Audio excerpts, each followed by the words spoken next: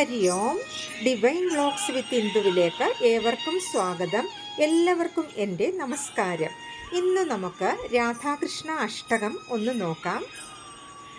ബ്രഹ്മാണ്ട കോടികൾക്കും ത്രിമൂർത്തി മന്ദിരങ്ങൾക്കും അപ്പുറമാണ് ഗോലോകം.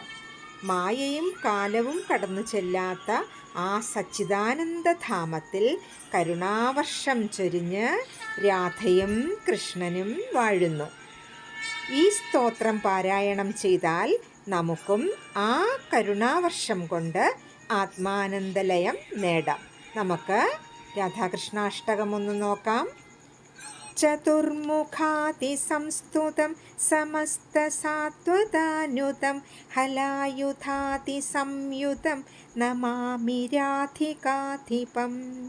ബകാതിദൈത്യകാലകം സഗോപഗോപിപാലകം മനോഹരാസിതാളകം നമാമി രാധികാധിപം.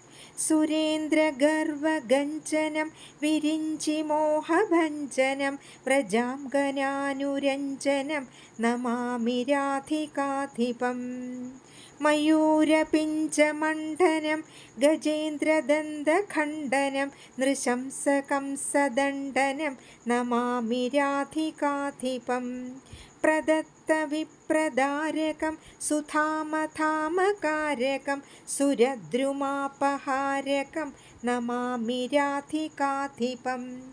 ധനഞ്ജയാജയാപഹം മഹാചമൂക്ഷയാവഹം പിതാമഹവ്യഥാപഹം നമാമി രാധികാധിപം. മുനീന്ദ്രശാപകാരണം യദുപ്രജാപഹാരിണം ധരാഫരാവതാരണം നമാമി രാധികാധിപം. സുവൃക്ഷമൂലശായിനം മൃഗാരിമോക്ഷദായിനം സ്വകീയധാമയായിനം നമാമി രാധികാധിപം. ഹരി ഓം.